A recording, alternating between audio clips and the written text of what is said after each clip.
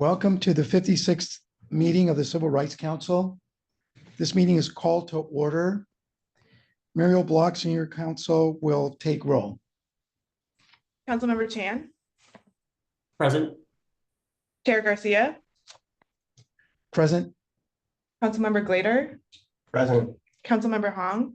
Present. Director Kish. Present. Councilmember Alude. Present. Councilmember Walensky. Present. I will now turn it over to Director Kish for opening remarks. Thank you.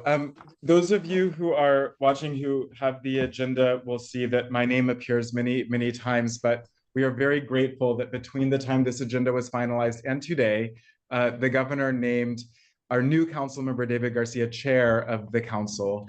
And so Chair Garcia will be taking over many of the duties that were otherwise going to fall to me. But I would like to take a moment and thank our outgoing chair, Gabriel Sandoval, who has stepped down from the council and who devoted more than 4 years of service to this body and to the people of this state.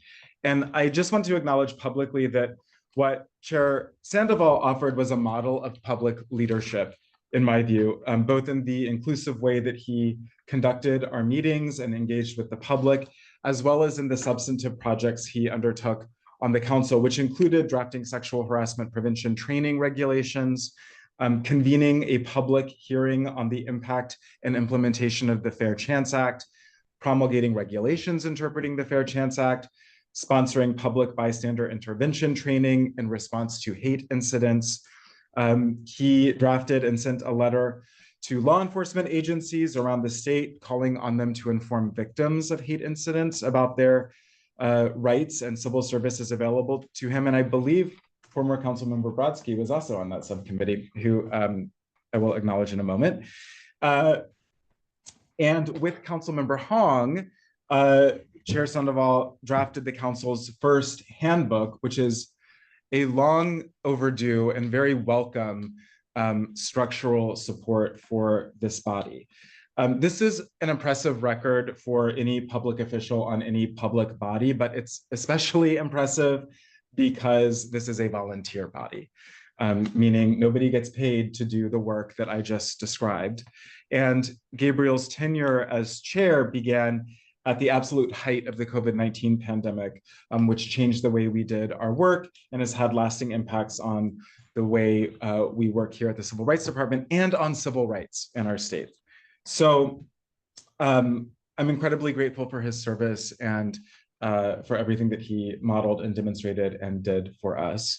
The good news is that we have 2 new council members who have been appointed by Governor Newsom to this council. I thought I would introduce them quickly now. Is that the right time to do this?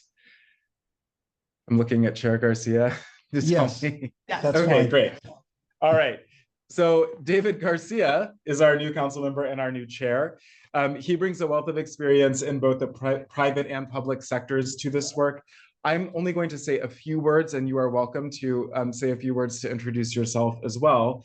He's currently a senior attorney at the Inner City Law Center in Los Angeles, working on critical landlord-tenant matters. And before that, he spent more than 25 years at Southern California Edison and Edison International, where, among other roles, he was director of investigations. Earlier in his career, he served as an assistant U.S. attorney, a deputy district attorney in LA, and an attorney in the Civil Rights Division of the United States Department of Justice. Welcome and congratulations, Chair Garcia. Thank you so much. I appreciate it. It's a real honor to be chair, and I take the responsibility very seriously. Thank you so much. I also want to introduce to everyone Denny Chan, who has been appointed also by Governor Newsom. Denny is Managing Director of Equity Advocacy at Justice and Aging. He has a primary focus on race equity for older adults of color. He has significant experience in anti-discrimination protection, language access, healthcare delivery reform for lower income older adults. He's also a special advisor to AARP California and an affiliate faculty for the Shriver Center on Poverty Law. We're delighted to welcome Councilmember Chan. Hi, everyone. Good morning. I'm so sorry I couldn't be there in person, but I'm happy to join you all from my home in Sacramento. And really excited to get to work with all of you. Thank you so much. Excellent. Okay, thank you, Director Kish, for those comments. I would also like to thank the stakeholders who are attending the civil rights meeting. This meeting is being webcast live via Zoom conference. And the video of this meeting will be available afterwards on the Civil Rights Department website and Civil Rights Department YouTube channel. Please subscribe. We also have closed captioning available for participants, which you can find at the bottom of the Zoom bar feature. If you're having difficulty accessing the closed caption, you can send an email to the administrator to resolve that issue at council@calcivilrights.ca.gov. Members of the public joining remotely may have noticed they are currently muted, and your video is disabled at this time. Please note that the question and answer and chat functions are also disabled. However, please be advised that there will be opportunities for public comment and participation throughout today's meeting. As we address each of our agenda items, we kindly request that you limit your comments to 3 minutes and that you address a specific agenda item. We have a number of ways for you to provide input and comments. First, you can email the council at council@calcivilrights.ca.gov. We'll be checking this email account throughout the meeting, and your comments will be read aloud and considered by the council members here today. Second, if you would like to speak directly rather than through email, please click raised hands.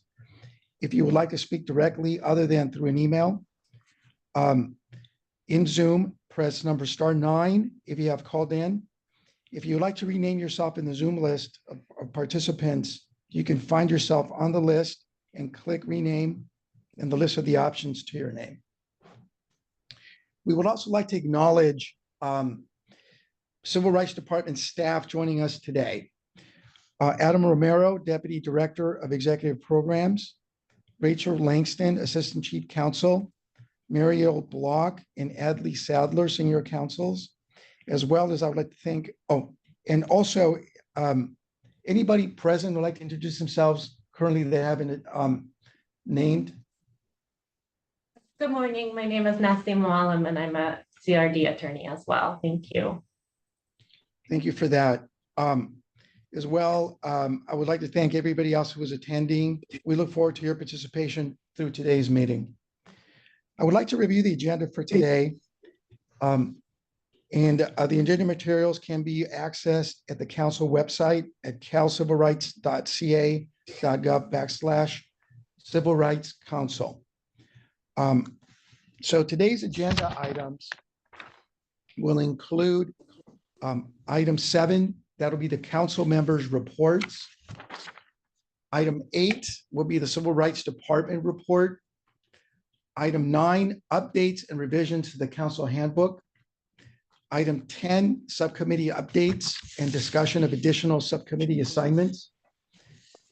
Item 11 will be further public comment, and then we'll adjourn under item 12.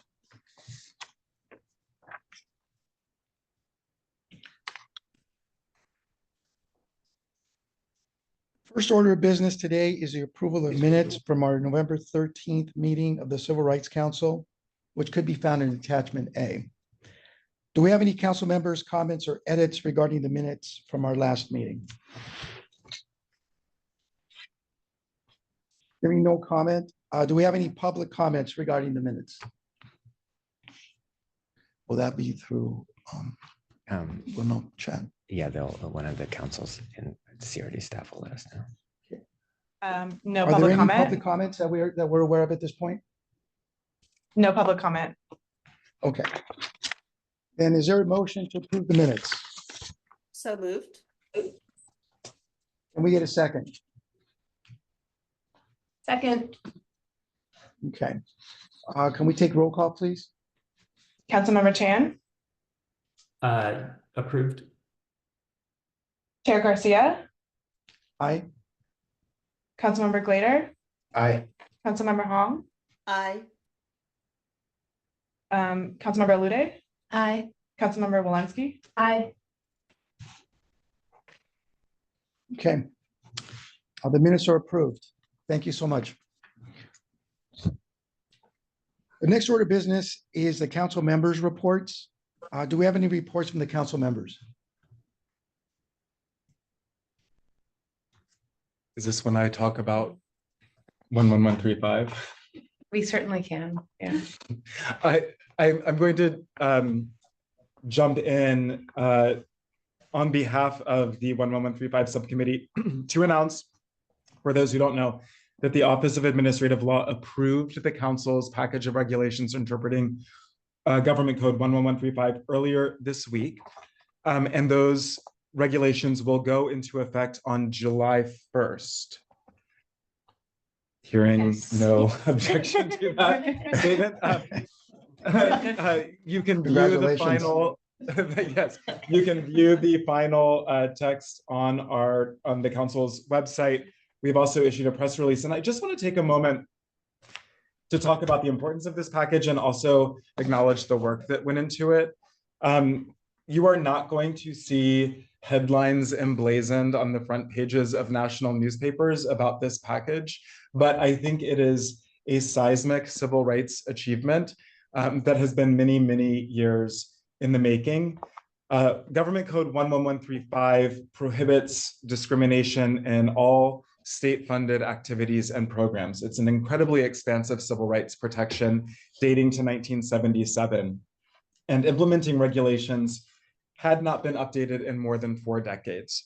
When authority for enforcing this law was transferred to the department more than 7 years ago now, the council members began working on updates to these regulations. And they did so in a way that I think checks all the boxes for what regulatory bodies are supposed to do to get public input. We had circulated drafts publicly. We held public hearings for comment before rulemaking was ever initiated. There were many rounds of revisions by the then subcommittee, which was made up of council members Dara Shore and Dale Brodsky, who has joined us today in our Oakland office. Hello, Dale. And then when Councilmember Brodsky and Shore's terms expired last year after the rulemaking had been initiated, council members Olude and Walensky stepped to the fore and ushered this package over the finish line with the assistance of our incredible staff at the department. I think this is going to be a sleeper hit. I think that people are going to be looking at and thinking about and using these regulations for many, many years to come. And I'm so proud of the work of this department and of this council for doing these updates. It's a major achievement, and I congratulate everybody who worked on it. Thank you. Thank you for those comments. Congratulations on all the great work. I'm not sure if the subcommittee members, current or former, would like to say anything, but you are welcome to. This is Councilmember Walensky. I'd like to thank the for all their work and the department, particularly Rachel Langston, Muriel Block, Adam Romero, Director Kish, and all of the many stakeholders, members of the public, organizations, representing a wide variety of perspectives, who provided comment before the formal regulatory process and during the formal regulatory process. So just acknowledging the contributions of everyone to this process. Thank you so much. everybody. Anybody else wanted to be heard? Yes, please. It was really a team effort, and I just thank everyone for it. It was a lot of work. A lot of work went into it, a lot of passion, and just thank you for shepherding it through. Wonderful. That's great work, and thank you for those comments. Really appreciate it. The next order of business is the Civil Rights Department report. I'll turn it over to Director Kish at this time.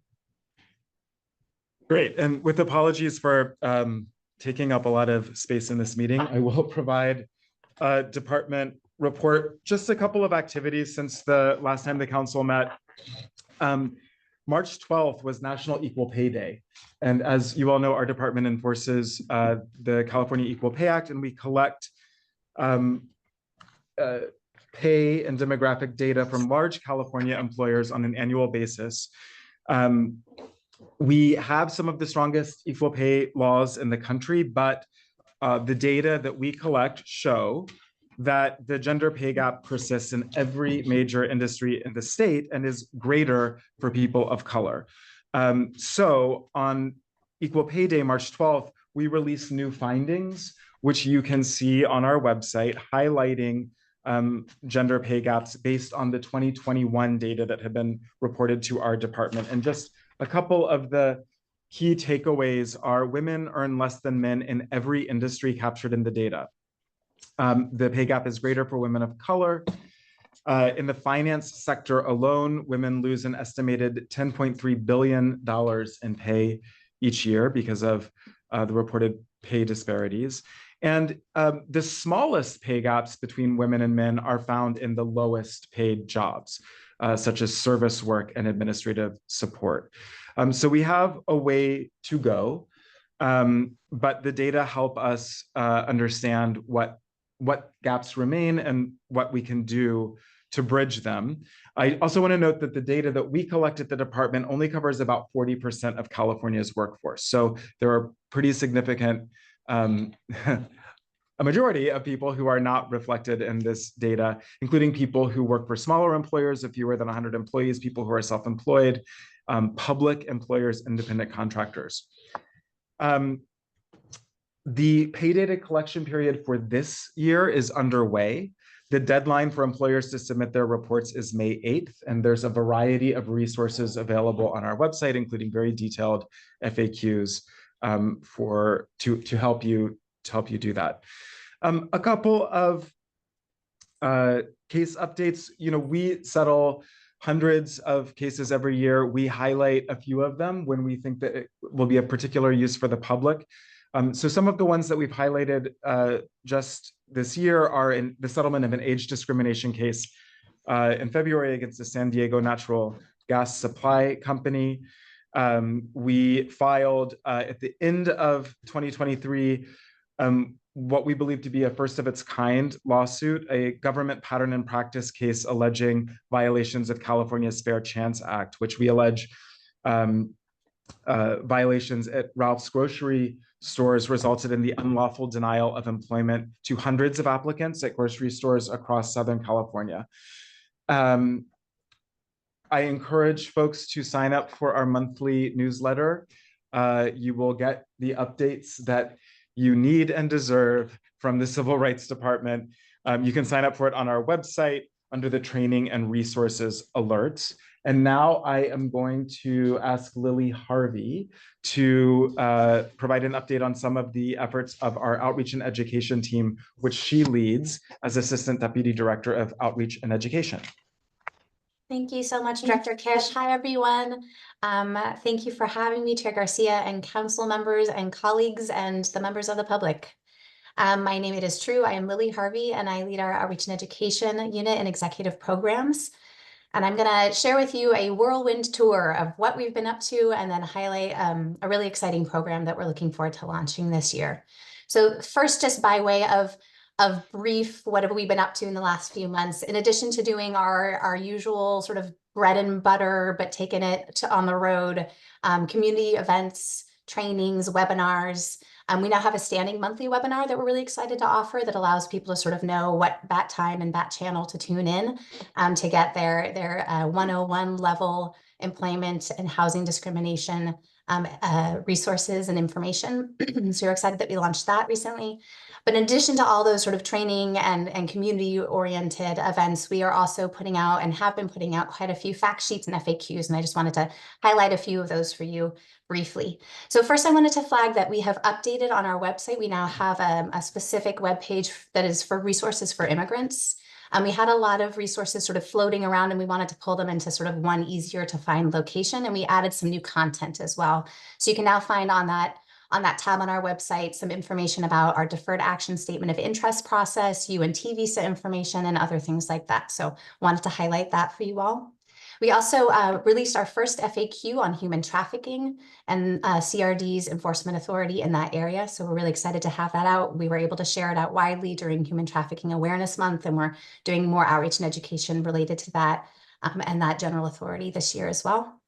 We did updates reflective of the laws that went into effect in January. So we updated our source of income protections FAQ and housing. So we have some new material there that we encourage everyone to check out, as well as new fact sheets and FAQs on protections for cannabis users away from the workplace and off the clock. So that's one that we are getting lots of questions about. So we're happy that we have that FAQ to share. And then one on reproductive loss leave protections for employees. So just wanted to share that very in a nutshell overview of the kind of stuff that we have been doing, and we anticipate doing a lot more work to share these resources, to deepen and sort of expand some of our discriminatory notice work, our fair housing testing program, and all the stuff that we usually do as part of our outreach and education efforts at the department. And then the one other thing I wanted to kind of call out separately is an exciting new program we're going to be launching through AB 2448. Section 51.17 of the Civil Code now directs our department to launch and evaluate a statewide business recognition pilot program that we are calling the Welcome In program. Again, in a tiny nutshell, the Welcome In program is a voluntary program open to businesses across California to participate in and be recognized for their commitment to preventing and addressing instances of harassment, discrimination, and hate in their business establishments, and then just more generally compliance with Section 51 of the Unruh Civil Rights Act. So plenty more information to come, but we will have a webpage on our website devoted to Welcome In. Interested businesses will be able to submit an application to our department and commit in their application to engaging in staff-wide training, policy review and implementation, technical assistance and compliance calls, and other program requirements, including event participation, things like that, to sort of affirmatively, to take their Unruh compliance to the next level of really affirmatively creating these spaces. And they, as a result of their participation, they will be certified as Welcome In businesses. So we'll have, as part of our webpage, we will have a sort of business recognition section. Folks will be given a certificate that they can display, hopefully very prominently in their places of business. And it'll be a way for Californians, for people who are, traveling to other counties or visitors from out of state, to be able to look up on our website and see who these businesses are and be able to, frequent them, we hope, and help spread the word and support businesses who are taking the time and energy to really sort of create and protect these spaces. And one key component I wanted to highlight of the Welcome In program that we're excited about for the council, I understand that you all have had in the past some bystander intervention training. One of the required trainings as part of this program is going to be a 30-minute interactive customer service bystander intervention training, which we've created. It's called How Can I Help You, rather. And it's going to be hopefully an engaging way for customer service professionals to build their skills in knowing how to identify and respond to instances of hate or discrimination or harassment if they occur, and just to feel more empowered generally, because we recognize, as part of evaluating a program like this, how staff people feel and their ability to respond and to know what to do in the moment is a really key feature of preventing and addressing discrimination and harassment. So we look forward to sharing more with you about this program and the various resources we'll have available. They will be up publicly on this webpage, so even folks who are not participating in the training will have access to many of these resources. And then there'll be additional supports and ways to sort of highlight and celebrate the businesses who are able to participate in the certificate program. So if you're interested in learning more about the program or how to participate, access the resources, if you have great ideas to help spread the word, which will be a very key piece of our first year of the pilot, please feel free to reach out. I'll put in the chat our outreach email. We will have a dedicated email coming soon, but for now you can get us there and we'll make sure to loop you in on future updates. Thank you all very much for your time. Thank you, Ms. Harvey. We appreciate it very much. Thanks. The next order of business is the update and revisions to the council handbook. I'll turn it over to Adam Romero. So wait, Chair Garcia, can we just ask some follow-up questions? Oh, yes, of course. Of course. Sorry about that. No, that's okay. Lily, thank you. Clearly, you've been very busy. Just so that I have a little bit more clarity on how to also just share this information. You had said that you have scheduled monthly webinars now. So is that a standing or is that just through the email? Can you just kind of flesh that out a little bit more, please? Yes, absolutely. And I can even provide links to the information. So the standing monthly webinars are exactly that. We recognize, people can request, anyone can request us to come do presentations, and they do, but we wanted to create a space where people have a predictable, first Wednesday of the month at this time, they can send new staff, all those kinds of things. So yeah, there is a separate sign up link for that. It is at the same time and place, and I'm happy to share that in the chat so you can share that information, and thank you. Yeah, because I was on the webpage and it just did like get a request, and so that would be helpful because otherwise the emails that we get from the department, there's quite a few, so it's hard for me to figure out which ones to forward and which ones not to. Number two, the How Can I Help You campaign, was that like legislatively mandated, or how did that come about? And can you speak to what is that certification? And yeah, can you speak a little bit more about the background to that? Sure, I'm happy to. And then I know others who predate me have even additional thoughts I'm sure to share. But yes, so it was AB 2448, which I think many of you are familiar with. And, ultimately passed it. It went through many iterations in the process, but it is now legislatively required for us to launch this program. So yes to that. And that has to, so that's reflected in our timeline and all of those things for the launch. And then I'm sorry, the second question about the How Can I Help You training? Can you just, so is it a training or certification? And then what would be the goal? It is everything. It is Yes, all the yes. things in one. So it is a certification that can be earned through participation in the program. And the program will have several key components, and I can name a few. One of them is that there will be certain mandatory trainings that all businesses who participate for certification are required to give to key staff, depending on the size, probably key staff or all staff, and management. Those include the How Can I Help You training that I mentioned. That's a customer service intervention, bystander intervention training. We're also going to have a sort of UNRU 101 level training. The idea is that because this is a voluntary program, we want to make it impactful, engaging, and not too long.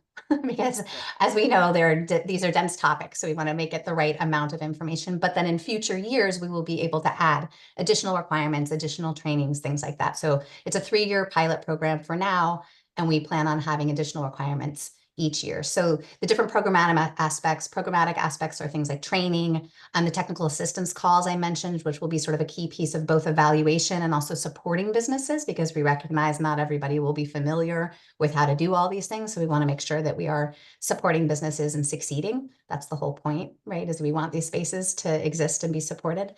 We're also drafting a model policy that will be included in participating businesses' employee handbooks that provide some clarity around how to respond, what to do, resources.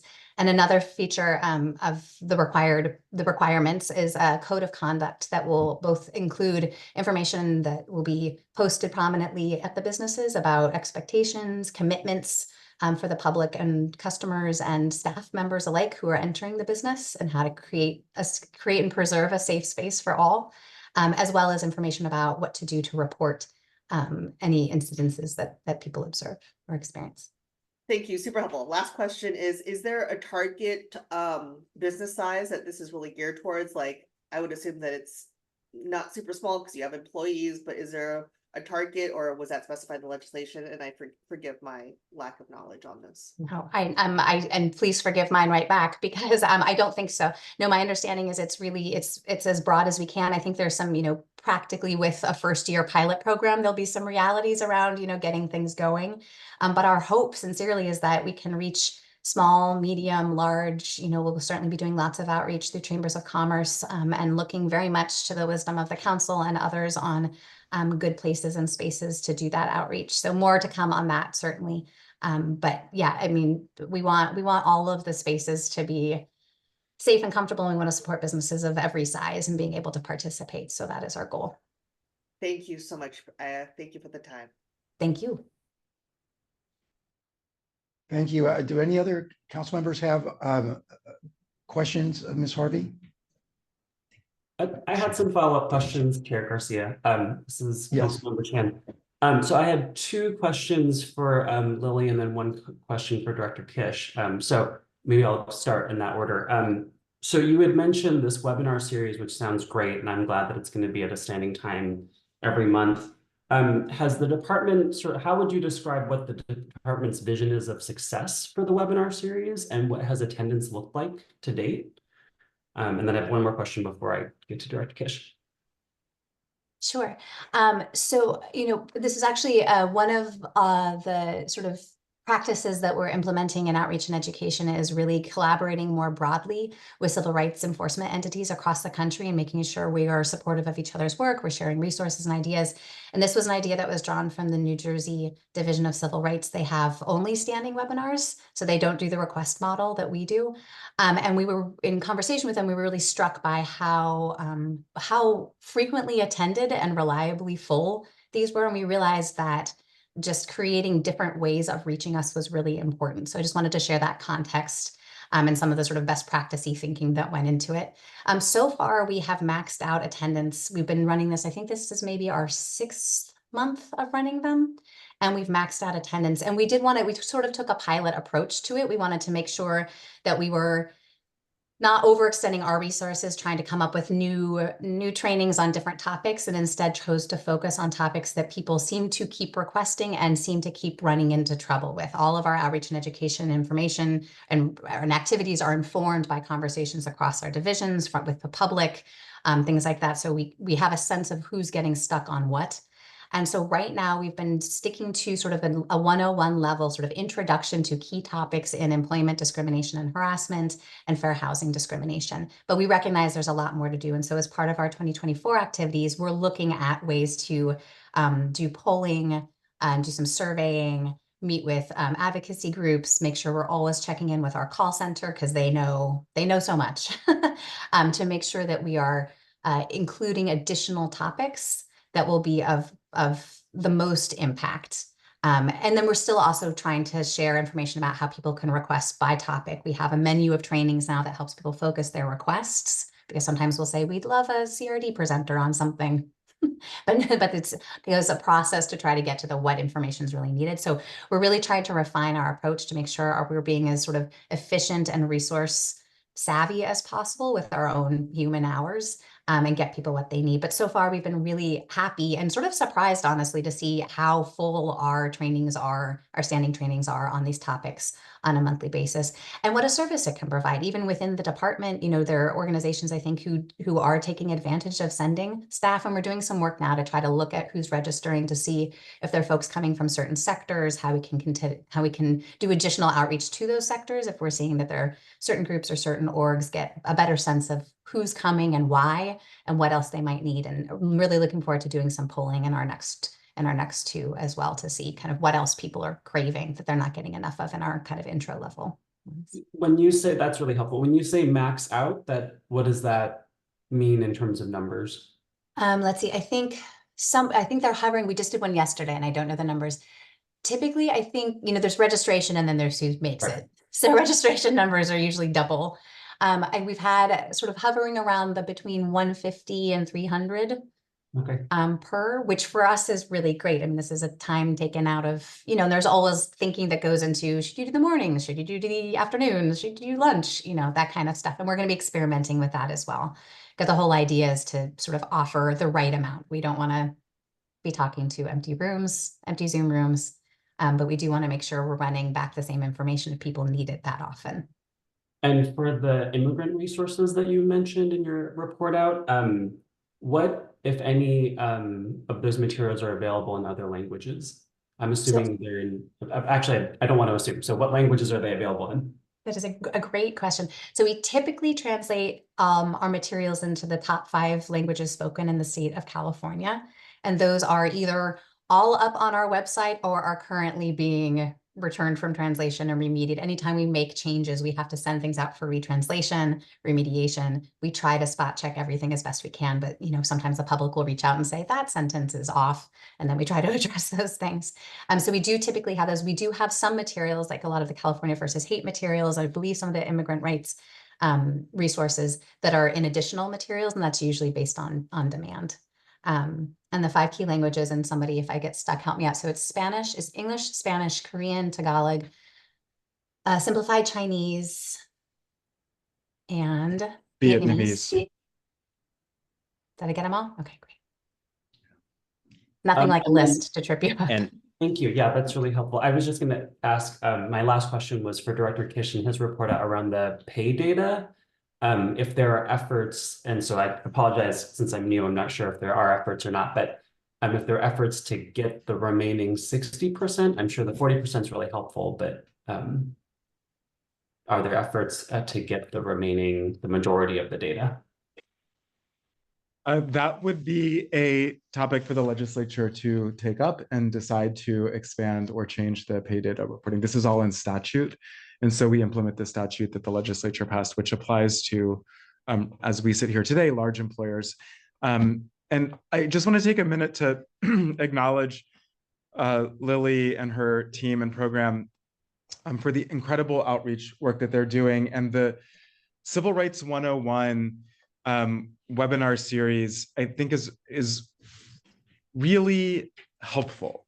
And I think we forget, sitting in our roles as some of us lawyers, as civil rights experts, as workers in this space, that people become managers every day. People become human resources officials every day. And by and large, we have no civil rights education in our schools or in professional training programs. People also encounter civil rights violations every day. And I think it's safe to say that people are not out there looking for resources about their civil rights before their civil rights are violated. So this ongoing webinar series, which makes use of technology to reach anybody in the state and beyond who's interested in learning what's going on here, has been a really exciting resource for us. And I'm very proud of our team. Thank you. Excellent. Thank you so much. That was really informative, and look forward to looking through the website myself to get more familiar with it. So thank you. Is there, I'm Any other sorry, comments at this time? sorry, last one.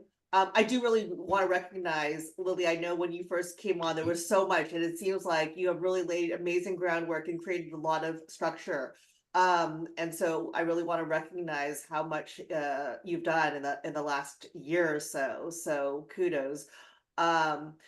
Is there any plan to just make some of those webinars available online so that you're not having to do that, and so that would be accessible and translatable? Why, yes, there are. Thank you for asking. I can be here all day. Yes, so another project that we have undertaken and are still in the process of is thinking about how we offer our webinars. We understand, and there's been reports even on the use of YouTube as a source of information and preferences for people across all kinds of demographics, age groups, as that being a really good place. So we're doing several projects this year to look at how we're communicating information most effectively, which includes looking at the content on our YouTube page, where there's lots of good stuff. But there can be a lot of additional stuff and updated information and shorter information and more bite-sized and digestible information. We're undergoing some plain language work, some short video projects. So yes, there will be more coming soon. And also using a platform called Articulate that our sexual harassment prevention training is currently on. Our How Can I Help You training, the customer service bystander intervention training I mentioned, will also be on Articulate. So we're trying to just figure out, again, reaching all Californians to inform them all of their rights and obligations under civil rights law is not like a tidy enterprise. So we are trying always to think about the savviest, most effective, most informed by the people we are hearing from about what they need, ways to disseminate information. So yes, stay tuned on that too. And thanks for asking. Thank you. If no further comments or concerns at this point, we'll move on to the next agenda item. Of business is the updates and revisions to the council handbook. I'll turn over now to Adam Romero. good morning, everybody. I have the pleasure of presenting some proposed updates to the Civil Rights Council's handbook. As Director Kish mentioned earlier in his comments, we want to acknowledge former Chair Sandoval and Councilmember Hong, who worked very hard to create this handbook, which was approved by the council in August of last year. And so what you see in the draft circulated and now on the screen, what is in black was the previously approved text, and what is in red are the proposed updates being proposed by the Civil Rights Department. Just to walk through them very quickly, there's just a small handful. On the cover page, there's just the substitution of the new chair and council member, as well as the Business Consumer Services and Housing Agency has a new secretary, Secretary Moss. Moving down to page 5. We propose to remove a sentence about the council members serving at the pleasure of the governor. The statute is a little bit more complex than simply at the pleasure of the governor, and so thought it made sense to remove that sentence just to not cause any confusion for you all. Moving down further, there's some very minor edits that I'll just skip right over unless anyone has questions. It's the bottom of page 6, please. Thank you. As you all know, when a new member is appointed to the council, the department provides an orientation and a variety of materials to help get you onboarded. And so we've tried to just clarify a little bit more about what that looks like, and that also the handbook itself will be provided to the new council member. Moving down to page 7.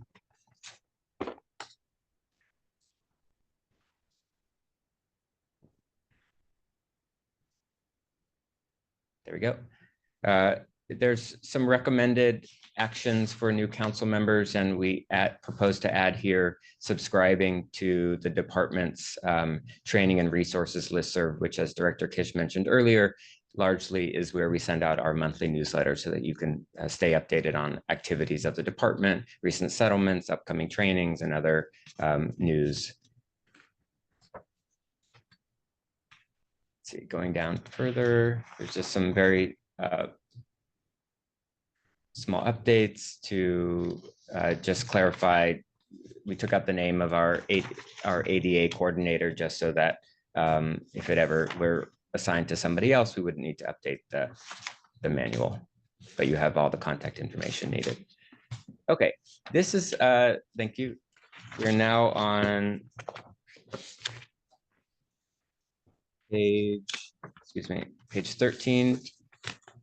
This is the big or medium-sized addition that's being proposed by the department, and it has to do with communications with members of the public. As you all know, as public officials and being a part of government, open and transparent government is important. And one of the ways in which we have an open and transparent government is to communicate with members of the public. And there are many different ways in which that can happen.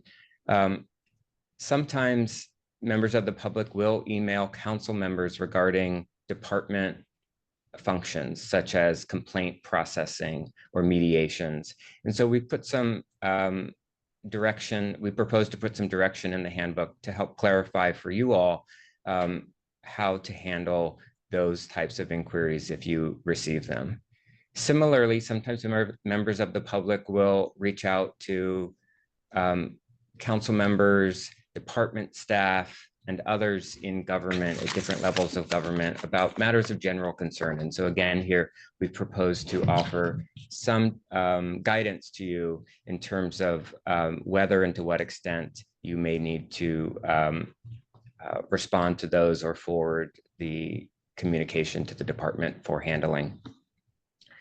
And then finally, if you ever were to receive a discriminatory or threatening or even violent communication from a member of the public, to just provide information to you, that you should please immediately provide that to department so we can follow our internal protocols to handle those types of messages. We want everyone, of course, to stay safe as they serve the public.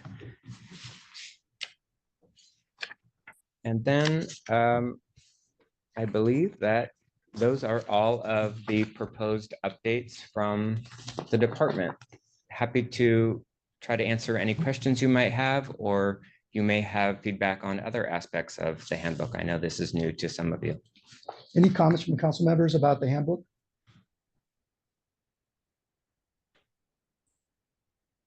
Hearing no comments, I do have one comment, and that would be on page 13. On the under communications for the members of the public. I'm sorry, did somebody say something? I did have one comment that was quick, was just to sort of thank everyone for their efforts in creating the handbook, especially for council members who joined in advance of the existence of a handbook. It's very helpful to have all this information in place. Second. Third. I completely agree. I was just commenting to Adam that this is really, really, really helpful after reading it thoroughly the other day. So thank you for that. My only comment is on the third paragraph of that section, communications for the members of public. The sentence that reads, if any communication to a council member is discriminatory, I propose changing the word is to appears to be discriminatory. The way it's currently drafted kind of leaves the burden on the recipient to make that determination of whether it fits into those categories or not. It's probably better to have somebody like staff review for handling, for further handling. That's my only comment. Otherwise, I do agree this is a really helpful document. Thank you for the council members who worked on it. That makes good sense to me. Any other comments? No, I'm happy to move with your change, if that's in order. Before we do that, do we have any public comments at this point on the revisions of the council handbook? No public comment. Do we have a motion to approve the updates and revisions as so noted today to the council handbook and allow staff to make any non-substantive changes? So moved. Is there a second? I'll second. Second. Oh. Roll call, please. Councilmember Chan, Aye. Chair Garcia, Aye. Councilmember Glader, Aye. Councilmember Hong, Aye. Councilmember Lude, Aye. Councilmember Walensky. Aye. The motion is approved. Thank you. We'll move on to I-10 on the agenda. Subcommittee updates and discussion of additional updates for subcommittee assignments. I'll turn it over to Assistant Chief Counsel Rachel Langston to review the current subcommittees. Thank you very much, Chair. So bear with me, I have a PowerPoint to share just to kind of keep us organized. Give me just a moment.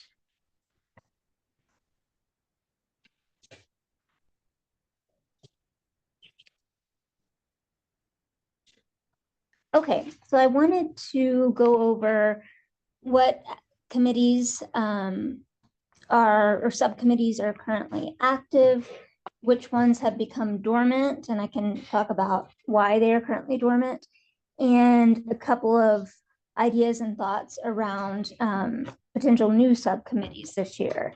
So I think I'll just go through those three things, and then during discussion, I'm happy to flip back and forth through the slides if for discussion purposes.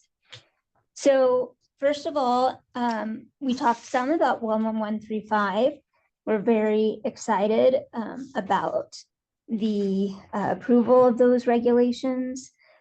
I listed under active for now, and of course this can be discussed because there has been discussion of perhaps a cleanup package for a few of the provisions that are under consideration.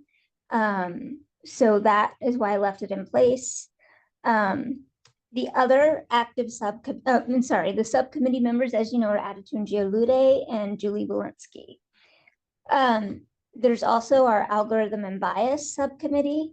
This committee is working on amendments to the implementing regulations of the FEHA's employment provisions that would clarify that discrimination that results from the use of algorithms in hiring, promoting, firing, etc., and making any employment decisions constitutes discrimination under FEHA, the employment provisions. If it's still discrimination if it involves technology and AI and all of that, those things that are becoming more and more prolific.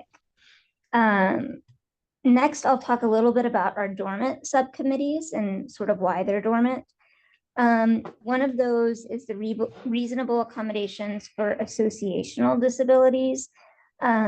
This subcommittee was working on regulations that would clarify that individuals who are associated with someone who have a disability or has a disability themselves are entitled to accommodations. So for instance, if someone is providing care for a family member or a neighbor or whomever, and that person has a disability, the associate who is not disabled may be eligible for an accommodation in order to carry out the assistance that they need, that they're doing for the disabled individual. So subcommittee members, the one remaining is Adetunji Olude. There is a vacancy if that subcommittee were to be revived.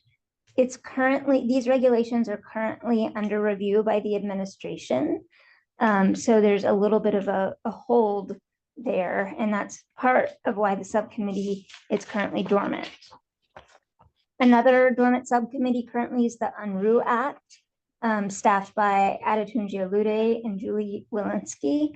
There are no draft regulations currently. Obviously, Adetunji and Julie have been super busy with the 11135 regulatory work, and the UNRU Act would be another pretty complex, time-consuming package.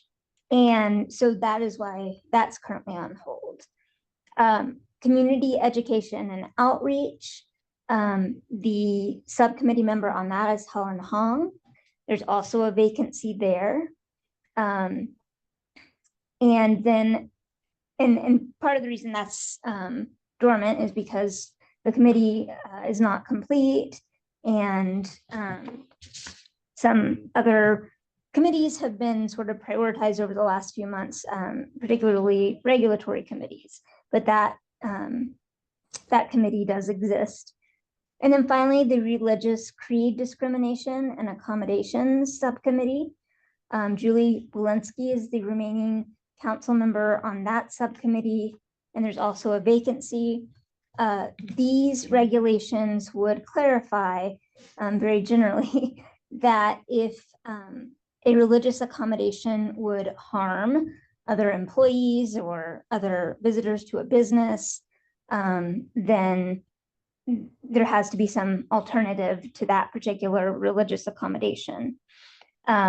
So that was also put on hold due to losing our other subcommittee member, and to Julie also working on several other regulations at the time, and we just had to prioritize those at the time. Finally, proposed additional subcommittees. So the department would propose a subcommittee that would work on new employment leave regulations, particularly for recently passed laws that provide bereavement leave as a job protected type of leave under the FEHA, and also reproductive loss leave, which is leave after experiencing the loss of a pregnancy, including a stillbirth, or not just a pregnancy, but after experiencing a stillbirth, a miscarriage, a failed adoption effort, a failed surrogacy effort, or a assistive reproduction failure, assistive technology reproduction failure. So that allows for 5 days of leave per reproductive loss, and happy to get into that further, but we are looking to implement some regulations for those two new bills. And then Helen, let me just finish this last one, and I will certainly want to hear what you have to say. The joint hearing with the Commission on the State of Hate, that's something that has been sort of being discussed. Obviously, the Commission on the State of Hate is a commission that serves on kind of related to CRD, and there was a lot of talk that it would be interesting to have a joint hearing with that commission involving the council, and looking into items such as maybe the effect on youth or students, topics like that. So I know that was a lot. Helen, you had your hand raised. I just wanted to give context to how we got here before we start assigning subcommittees, if I may. Absolutely. Yes, of course, please. So this body, I think, how many years old is it now, Kevin? 13? I think 2013 was its first formal year. Okay, so about 10 years. And so before we start talking about committees, this is in line with the handbook. So when Chair Sandoval and I first kind of came together, we wanted to really kind of understand where the council's priorities should be. And I will be transparent, regulatory packaging is not my area of expertise. And so I really come to this, from a different type of perspective, coming as an employer, but also, how as council members, we can also elevate issues that are happening on the ground. I'm sorry, there's a feedback loop. We created the handbook to really talk about what the purview of this council body could be. Historically, and I think in the first round, it was heavily regulatory. It was focused on regulatory packages because it was shifted from staff to council members. That being said, I will speak for myself. I have a full-time job as well, and regulatory packages is not something that I can do. I think with the type of expertise that staff bring to this. And so when we think about all the work that CRD and the staff are doing, I think our priorities should be focused and limited, so that it's not overburdensome on staff, but it's in line with the staff and the department's priorities, and also promulgating what California should be leading on. So with that said, I don't have any position on what subcommittees must exist, or but I really want us to be cognizant of what kind of staff capacity we have to really take lead. As we just saw, 1135 took 7 years, and so much work from staff and from the committee members. And so part of that is, one, how much work do we want to do as a regulatory body? and or shift to leading the issues with hearings and or reports, and what would that look like? I know that was a lot, but I really wanted to bring it out there before we just started like thinking about what kind of subcommittees we wanted to be on and what we want to do, and how that reflects, especially with new leadership with Chair Garcia. Thank you. Any other comments from any council members? It's a lot to think about, but appreciate anybody's perspective. Thank you, Chair Garcia. I wanted to also add some context to say that at one point, the Associational Disabilities Subcommittee was given the mandate by the council to work on the employment leave regulations as sort of a subset of our work, in part because of the review process that was occurring with the governor's office. So I'm not sure at one point we'll sort of enter into the conversation, but I'm very interested in reconvening that subcommittee, the reasonable accommodations for associational disabilities, and kind of just reiterate what we'd communicated before, willingness to work on the employment leave regulations, alongside a hope that we continue to move forward with the sort of primary mandate of that subcommittee, which was associational disabilities. Any other comments from council members? Yes, this is Council Member Glader, excuse me. I want to thank Councilmember Hong for providing some of that context for those of us who are relatively new, and opening up what sounds like perhaps a broader conversation about some of priorities and processes going forward.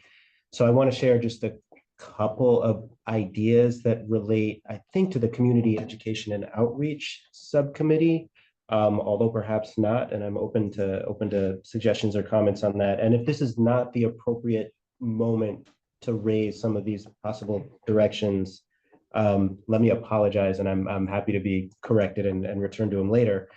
But in terms of outreach, one of the possibilities we've touched on in the past is taking advantage of the fact that the council's hearings could be held in various places, and we've thought about, I'm using the royal we, I guess here, I've thought about whether the various UC law schools, for example, could be sites for council meetings or hearings going forward as a way to help promote awareness of what the council, and more importantly, perhaps what CRD is doing. The other tangentially related possibility is deployment of students, particularly law students, in ways that can help to support the staff. Because I haven't been on the council that long. I've already been just amazed at how much work the staff is doing and somehow still being responsive to us. And I wonder if that's a possibility we can explore as a body, and I'm happy to help do that because I'm I'm at a law school in the UC system already. Oh, thank you. Those interesting perspectives, definitely something to definitely consider. Any other comments at this time?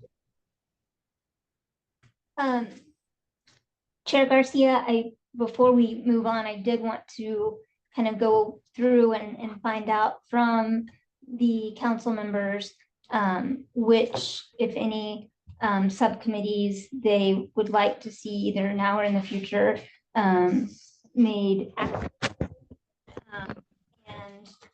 And Adetunji already mentioned, sorry, Councilmember Alude already mentioned the reasonable accommodations for associational disabilities being combined with leave. And so I think we would want to combine, if that were a situation that was interesting to folks, especially with regard to the leave regulations that we talked about here, we would need to see if there was another council member who is interested in joining Councilmember Alude in that appointment. So I just wanted to open it up for any discussion about current committees that people are on, dormant committees that people want to explore making active, and of course, the 2 additional proposed subcommittees. And if those are, well, the one might be combined with associational accommodations, but it would be helpful to talk about who would staff the joint hearing with the Commission on the State of Hate, that subcommittee, and also who would join Councilmember Alude in the reasonable accommodations for associational disabilities / possibly leave regulations subcommittee. And thank you, Rachel, and everyone. Excuse me. I have a frog in my throat. I want to weigh in just on a couple of possibilities for moving forward from my perspective, drawing on what folks have said, understanding that this is the choice of the council members. Nobody reports to us, although I recognize that my voice carries weight in this particular room. So I just want to encourage you guys to ignore my recommendations if you don't believe that they are the right ones, and that is fine. One of the things that Councilmember Hong and former Chair Sandoval did in the handbook is propose, and this body agreed, that ideally people would not sit on more than 2 subcommittees at one time. It just, it's been difficult for that to happen, or for those who have done more than that. And the other thing that we talked about is recognizing the breadth of the council's responsibility to have folks sit, ideally, understanding that, circumstances require different things to happen sometimes, but ideally for folks to sit on one regulatory subcommittee and one non-regulatory subcommittee, one subcommittee that's focused on the type of outreach, education, public hearing function that we just heard Councilmember Hong talk about. So looking at what we have, the AI subcommittee that council members Hong and Glader sit on, right now, they don't have anything to do because the ball is in our court at the department to prepare the documents to move the package along that this body has already voted into rulemaking, right? So we have to get that done. And in talking with Adam Romero and the team, we think that we can have that done by the end of this month. But then there's a period of review from other folks. So we can't anticipate, but when that does move, that will be work for that subcommittee. And I think it's a really important subcommittee, and we've already voted to move it on, so I think it has to stay there. 11135, I think we can keep it for the purpose of looking at the package that just got approved and seeing if there's anything truly urgent. But from my perspective, more important than cleaning up the package, unless there's something that we really think just has to change right now, more important than that is providing some basic information to the public and to stakeholders about what those regulations mean. And I'm not sure that we necessarily need a subcommittee, but it could be helpful to create a subcommittee around creation of a technical assistance document that would be a plain language document for government agencies and government funded programs. And so I leave it to you guys to decide. I think Councilmember Glader thought this might be an interesting project for students with a timeline of next fall, given where we are in the spring semester.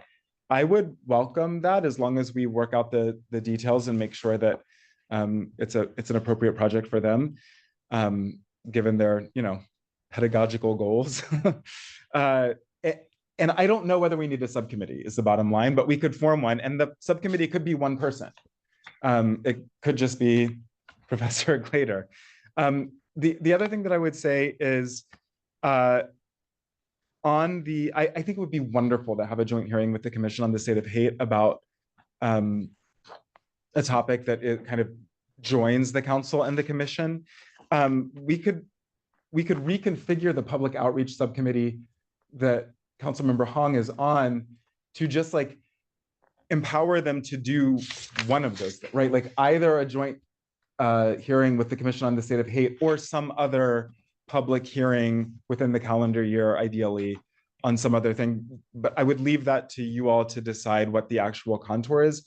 And those would be the ones that I would focus on right now, in addition to the leave, which, you know, for folks who are new, generally our regulatory packages come about in one of three main ways. And the most pressing is legislative change that requires regulatory change in order for the regulations to be useful to courts and to litigants and the public. So if folks are open to amending the existing reasonable accommodation subcommittee to taking on that leave project, then I would be in strong support of that. So to sum up, leave may be joined with RA, joint hearing / public outreach, which could be convened for the purposes of that hearing and then disbanded and reconfigured for another hearing down the road. Some 11135 public facing assistance. And what did I forget? And honestly, right now, I'm sorry. ADS. The algorithm. Oh, and then the AI subcommittee, which exists, and which I think needs to remain active. And so what that means, I think, is that UNRU and Religious Creed would essentially be disbanded for the foreseeable future until such time as folks feel that they have capacity. But again, those are recommendations from my point of view, and it's up to you.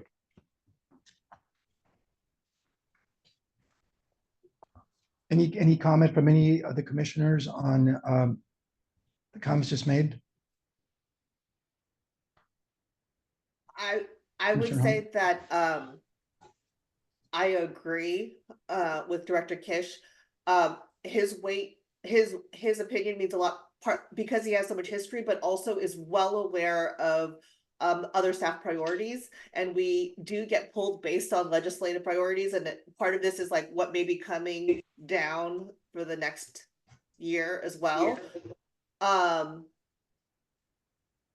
fine with disbanding community outreach, making that into the joint committee or what have you. I really like having a public document for 11135. I think that's something that the council could do. And I think that's completely what we want to do in terms of, this was a great regulatory package. Let's talk about it. I want to get a blockbuster. I don't want it to be a sleeper hit. So I'm very supportive, and I think I just wanted to shift the conversation as opposed to kind of like, what is it that we want to do versus what should we do together, that really kind of takes into mind what we have capacity for, and what's realistic.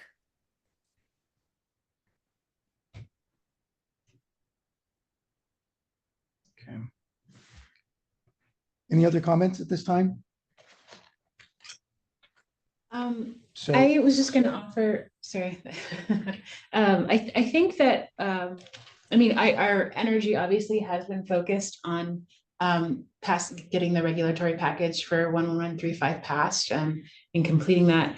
I don't think that our conversations, in addition to sort of getting to where we are today, were necessarily about diving in on a cleanup, more so sort of thinking structurally about future changes and what we would carry from the conversations we've had about next steps. It seems like we took on a Herculean endeavor in the approach to this regulation. And so in future sort of bite-sized pieces or a more staged approach to any changes, should we make them in the future.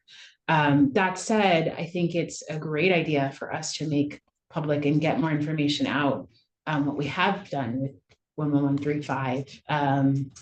I think it makes a lot of sense for us to kind of utilize more resources where we have them. So the last whole idea sounds pretty good to me. And the idea of sort of morphing our subcommittee to sort of one person that is overseeing a kind of education wing or stage of the regulatory package all sounds really good to me. This is Councilmember, and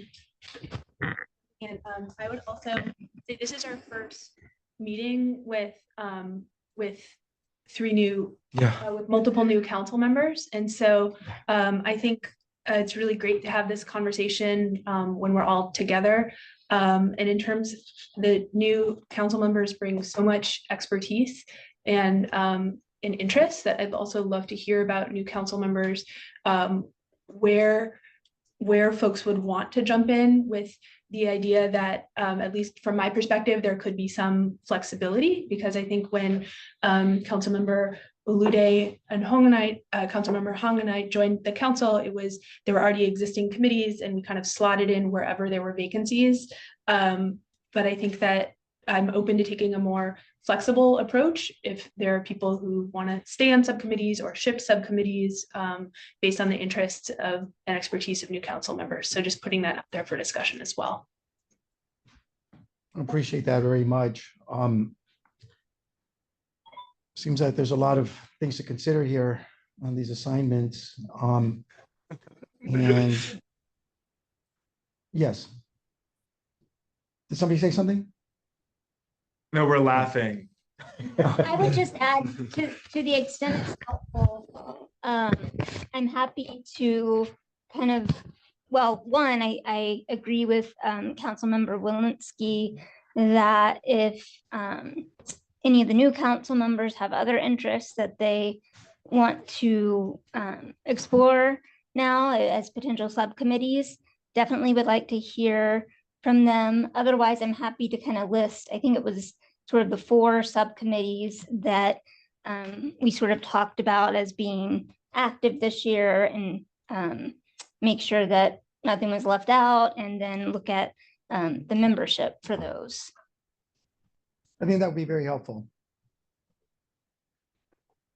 Can I just, before Rachel does that, one of the unique joys of this body is that all of these discussions happen in public, and then we have to make public decisions in real time to move forward on anything. And the pain is part of the process. So thank you guys for having, hard conversations and doing it respectfully.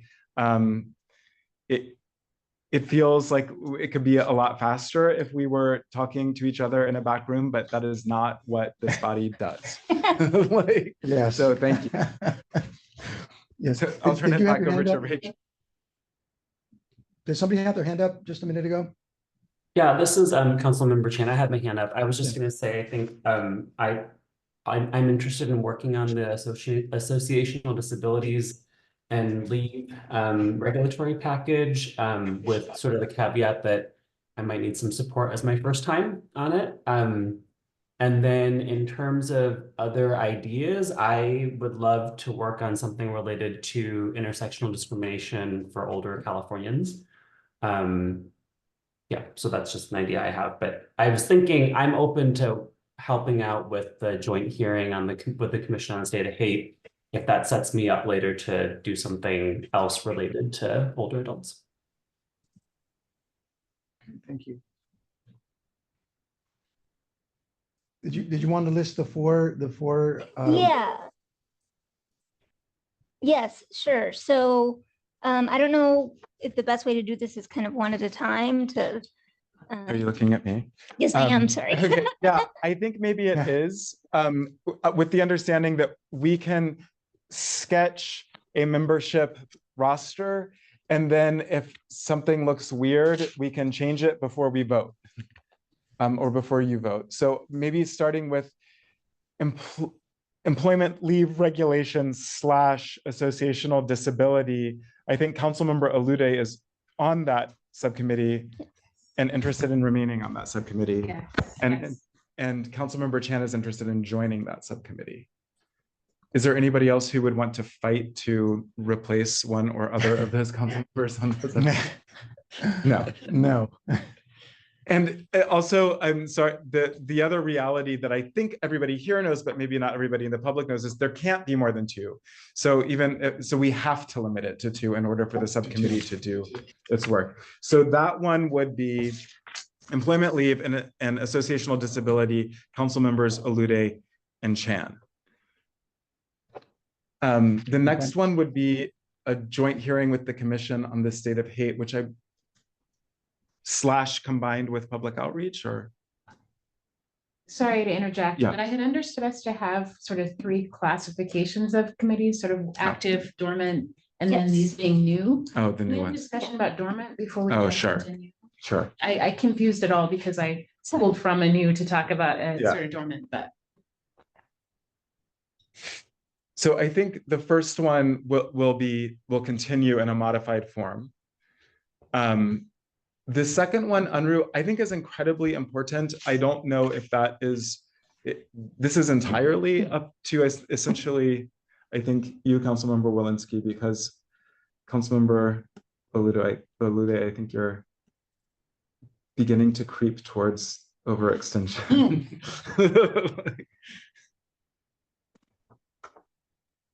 Yeah, I mean, I can speak to that. I think it depends, I think, what next steps are on 11135. Mhm. I think it could make sense. I mean, I think that committee should stay active, Okay. including evaluating potential areas for further rulemaking. And I think to manage all of our collective expectations, that I think that process.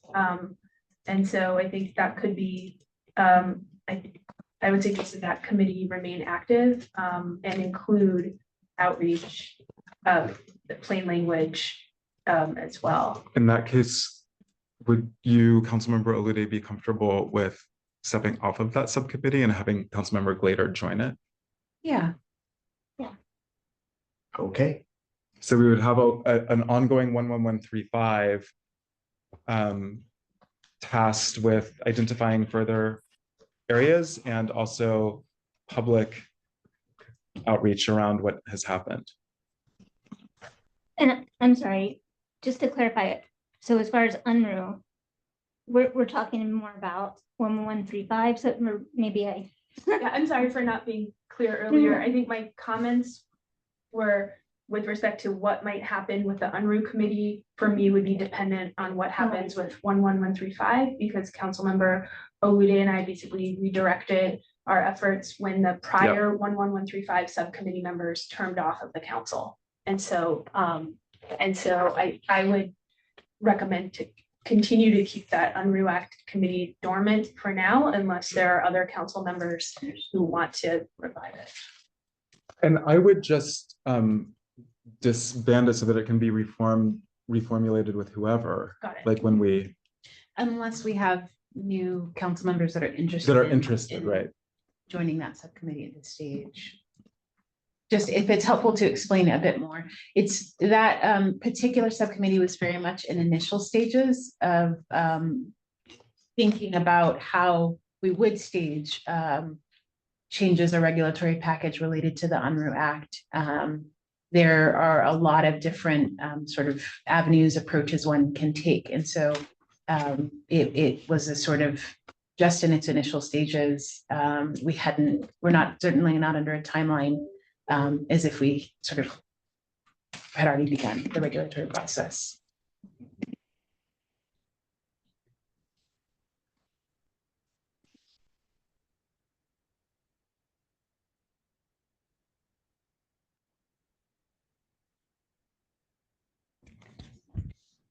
Any further comments? I just wanted to add from a staffing perspective, I think we have a busy set of work, ambitious agendas already set forth in what we've identified. For the Unruh Act, my suggestion would be that as staff bandwidth becomes available to start preparing draft regulations or put together concept papers for the council, that we then bring that subcommittee out of dormancy, make it active, and then at that time decide who might join it, though we could also add somebody now.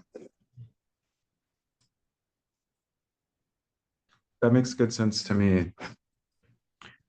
I could volunteer for that one at this point.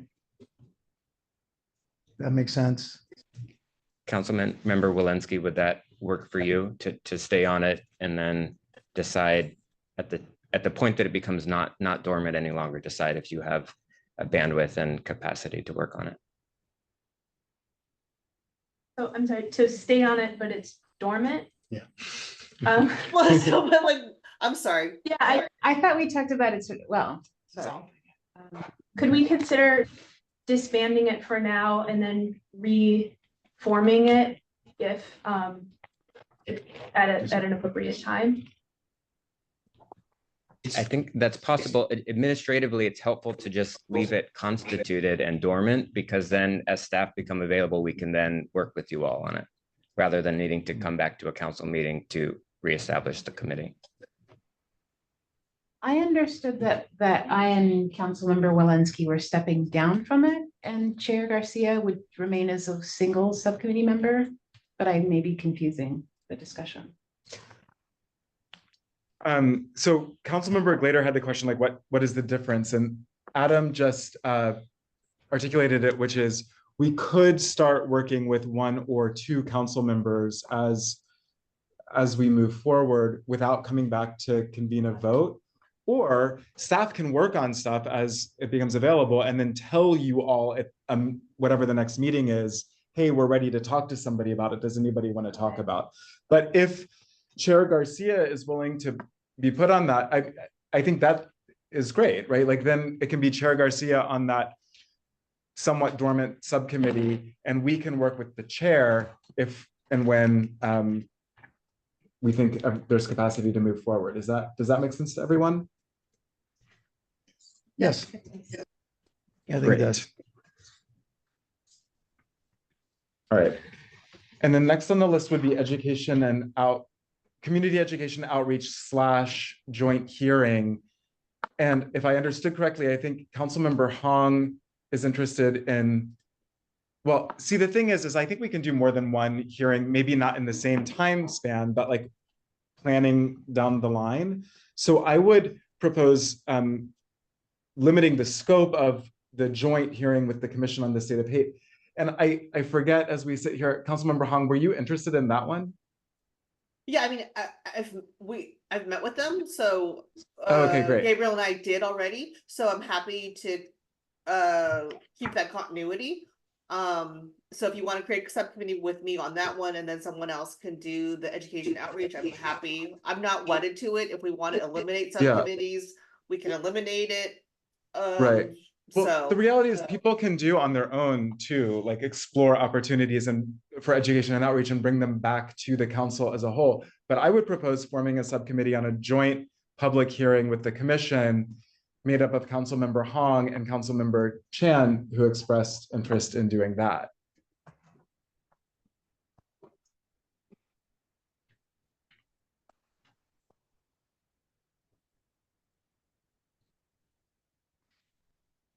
I'm Well, we fine. don't, I'm fine with that, okay. unless anyone else wants to be in there. So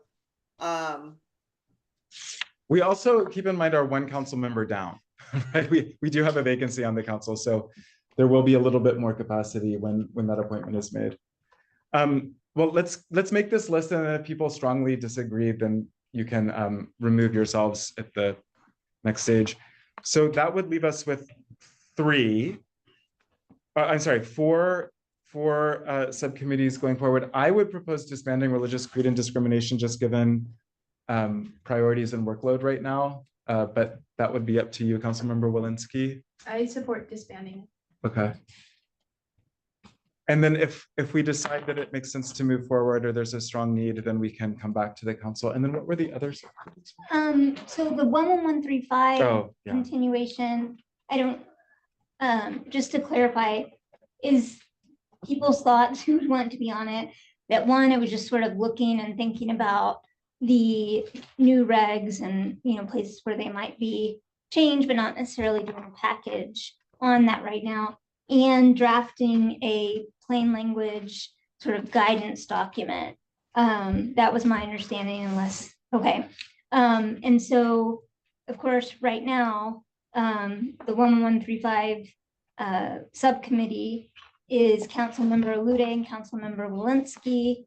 And I apologize if this was already discussed, but I wasn't clear on whether the two of you wanted to stay on that particular committee or if you want to change some things up.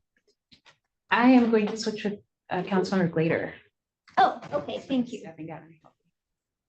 Yes, the original committee is being, just for purposes of Bagley Keene, the Yes. original committee is being disbanded. A new forward-looking committee is being formed to work on different follow-up issues from what has already been done. Okay, that is going to be Councilmember Walensky and Councilmember Glader. And then we have the AI subcommittee in employment, which remains active with council members Hong and Glader.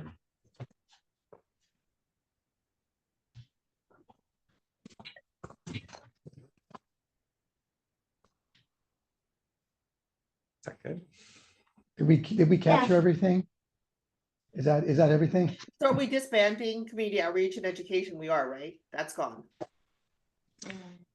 Well, I think, the problem that I have with a community outreach and education subcommittee is that, like, does that then become the only two people who can Yeah. plan stuff? And so my preference would be to disband it, form a task-specific outreach subcommittee for this joint hearing, and then let the council members think individually about other public hearings that you might, or events that you might want to engage in, and then come back to us with that idea, and then we can form a subcommittee when necessary to move that forward. I know, for example, that Councilmember Glader has thought about some things that might be of interest to certain centers and scholars at his law school. So I want people to feel free to, like, propose public-facing education and outreach events that don't require going through a public, that we can talk about as a department, and then in public meetings that don't require the subcommittee. That makes sense. I think I just want the council, like, I just want the council to be bought in if we go for the task force, which makes Yes. sense because we'll be voted on it. But I think as long as, like, right, we all understand that's how we want to proceed, I think that's great. So I'm happy to read out, just to put it all together, sort of what we've talked about. And I don't know if we want to go through things one by one, Chair Garcia, or how we'd like to do it, but if you'd like me to kind of read out everything. Unless others have an objection, perhaps we can do it all together. It seems there's not going to be too much dissent, but why don't we try that first, and then if that doesn't work, we can go back one by one. Okay. So to recap, the current 11135 subcommittee is being disbanded. A new 11135 subcommittee is being formed for the purpose of providing guidance and doing some brainstorming on any further changes or improvements to the regs. And that subcommittee would consist of council members Walensky and Glader. So that's one. The reasonable accommodations for associational disability, that existing subcommittee is being combined with the leave subcommittee dealing with bereavement and reproductive loss leave. And that subcommittee is composed of council members Chen and Alude. The algorithmic and bias subcommittee is remaining active, and it continues to be staffed by council members Hong and Glader. And then the Unruh Act subcommittee, although not particularly active, is remaining and will be staffed by Chair Garcia. Please feel free to let me know if I missed anything, but those are the. And the education and outreach committee is being disbanded, and we're forming a subcommittee to focus on a joint hearing with the Commission on the State of Haiti, staffed by council members Hong and Chan. Unless Chair Garcia would like to be on that one, since, but no pressure. Oh, thank you. Thank you so much. I'll give it some thought.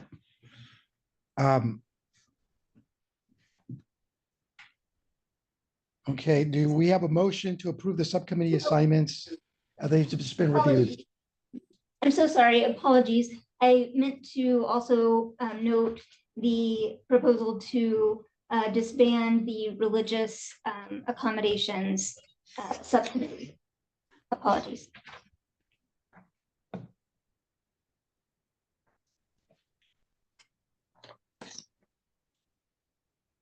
With those caveats, that additional change, do we have a motion to approve the subcommittee assignments as just been reviewed?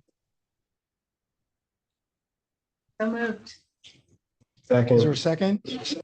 second, Roll call, please. Councilmember Chan, Aye. Chair Garcia, Aye. Councilmember Glader, aye. Councilmember Hong, Aye. Councilmember Alude, Aye. Councilmember Walensky, Aye. The motion is approved. Moving on to item number 11 on the agenda. Do we have any additional public comments at this time? no public comment. No public comment? Okay, do we conclude at this point? Mhm. This concludes our meeting, which is adjourned at approximately 11:37 a.m. Thank you, Thank you, everybody. everyone. Thank you. Thank you. Thank you.